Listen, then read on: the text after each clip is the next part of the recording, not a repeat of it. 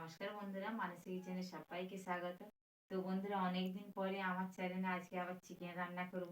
তো বন্ধুরা, অনেকেই আমরা চিকেন কিন্তু বাড়িতে কম বেশি খেয়েই থাকি। তো একঘেয়েমি ভালোও লাগে না, তো আজকে সেই হিসাবেই বানাবো সরষে চিকেন। নামটাও সুন্দর আর খেতেও কিন্তু দুর্দান্ত লাগে বন্ধুরা। তো দেখুন, এখানে আমি আগে থেকে আলু, মাংসের ঝোলের আলু দেখুন ফুটে নিয়েছি। এখানে 500 চিকেন আছে দেখুন। দেখুন 500 চিকেন নিয়ে নিয়েছি। দেখুন একটু বড় বড় সাইজের আছে। চিকেনগুলো আমি পিস পিস করে কেটে নিয়ে ধুয়ে ফিরে আসছি বন্ধুরা। তো সব চিকেন আর আলু একসঙ্গে ধুয়ে নিয়ে চলে এসেছি। এবারে চিকেনে লবণ আর হলুদ মাখিয়ে নিচ্ছি। দেখুন 1 চা চামচ দিয়ে দিলাম হলুদের গুঁড়ো, আর 1 চা চামচ দিয়ে দিলাম লবণ। খুব ভালো করে একসঙ্গে মাখিয়ে নেব।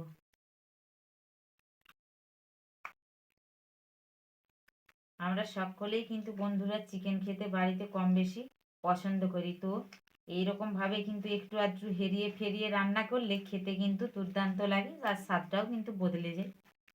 আর বাড়ির সকলে যারা যারা খাবে তারা কিন্তু প্রশংসাও করবে।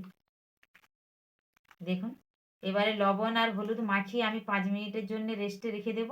আর ওইদিকে আমি মশলাগুলো ততক্ষণকে তৈরি করে নেব।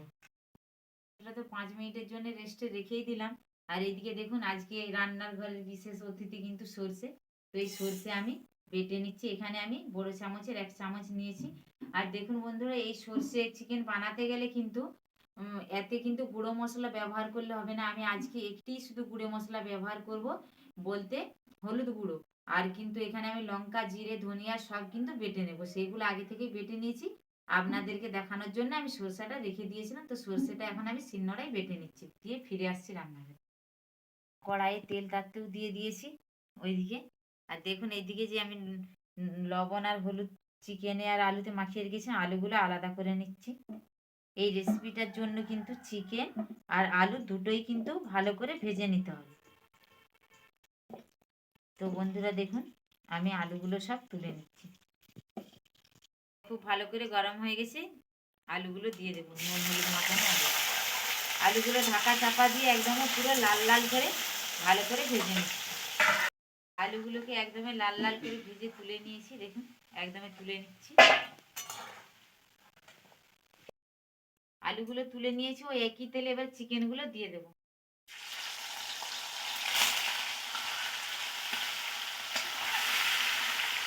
চিকেনগুলোকে এবারে খুব ভালো করে একসঙ্গে ভেজে নিচ্ছি, নাড়াচাড়া করে। চিকেনগুলোকে দেখুন খুব ভালো করে ভেজে নিয়েছি। আর কত তেল দেখুন, চিকেনটা একটু বড় মুরগি। দেখুন চিকেনগুলো ভালো করে ভেজে নিয়েছি, ঢেলে নেব। একটু চিনি দিয়ে দেব। চিনিটা গলে যাওয়া পর্যন্ত অপেক্ষা করে নেব। চিনি খুব ভালো করে গলে গেছে। ফোড়নে দিয়ে দেবো কালো জিরে, দিয়ে দেবো একটা তেজপাতা, দিয়ে দেবো একটা শুকনো লঙ্কা। ভালো করে ফোড়ন করে নেব। ভালো করে ফোড়ন হয়ে গেছে, দিয়ে দেবো কুচিয়ে রাখা পেঁয়াজ। আমি এখানে মাঝারি সাইজে 2টো পেঁয়াজ নিয়েছিলাম, দিয়ে দেবো। পেঁয়াজগুলো একটু ভেজে নেব। পেঁয়াজগুলো একটু ভেজে নিয়েছি, দিয়ে দেবো রসুন বাটা। দিয়ে দিচ্ছি রসুন বাটা। এই দুটোকে আবারও কিছুক্ষণ ভেজে নেব। রসুন আদা খুব ভালো করে ভেজে নিয়েছি, এবারে দিয়ে দেবো আদা বাটা। তো বন্ধুরা দেখুন, আমার এই নতুন রেসিপিটি কেমন লাগবে অবশ্যই আপনারা কমেন্টের মাধ্যমে জানাবেন। ভালো লাগলে লাইক শেয়ার করবেন। যে বন্ধুরা আমার ফেসবুক থেকে দেখছেন তারা ফেসবুক পেজটি ফলো করে আমার পাশে থাকবে। আর যে বন্ধুরা আমার ইউটিউব থেকে দেখছেন, ইউটিউবে সাবস্ক্রাইব করে আমার পাশে থাকবে। এগুলো তিনটাকে একসঙ্গে ভালো করে ভেজে নিচ্ছি।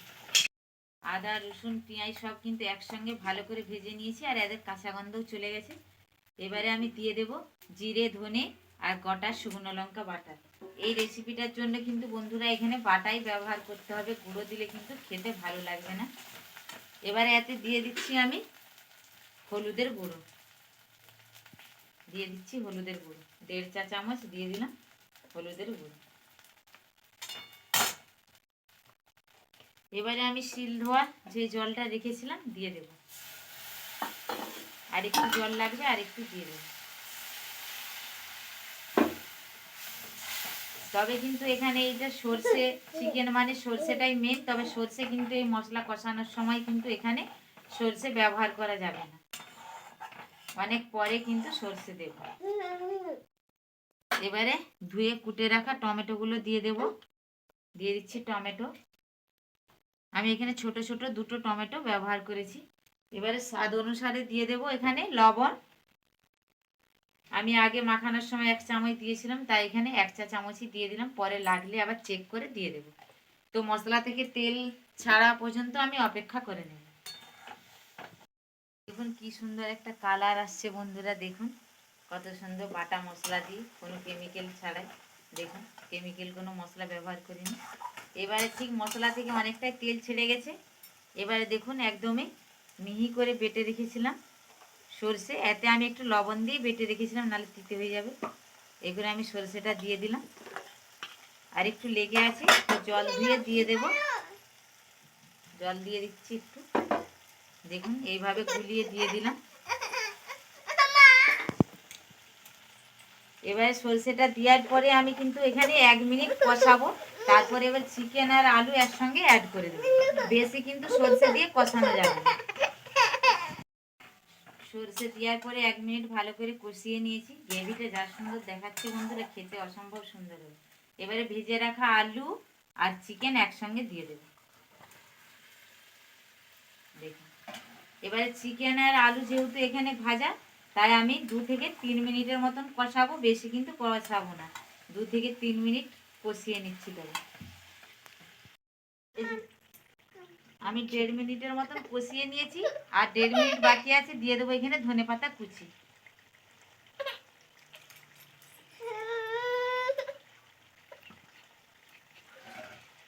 আর 1.5 মিনিট কষিয়ে নিচ্ছি। বন্ধুরা চিকেনটা একটা কি সুন্দর কালার এসছে, আর একদম পুরো আমার 3 মিনিট কষানো হয়ে গেছে।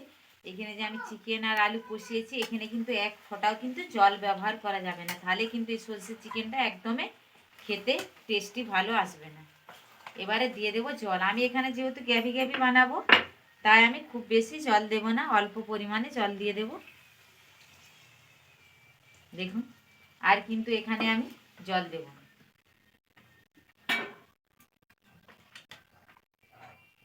ভালো করে চারিপাশটায় দেখুন এইভাবে খুন্তি দিয়ে নাড়িয়ে সব ঠিকঠাক করে নেব।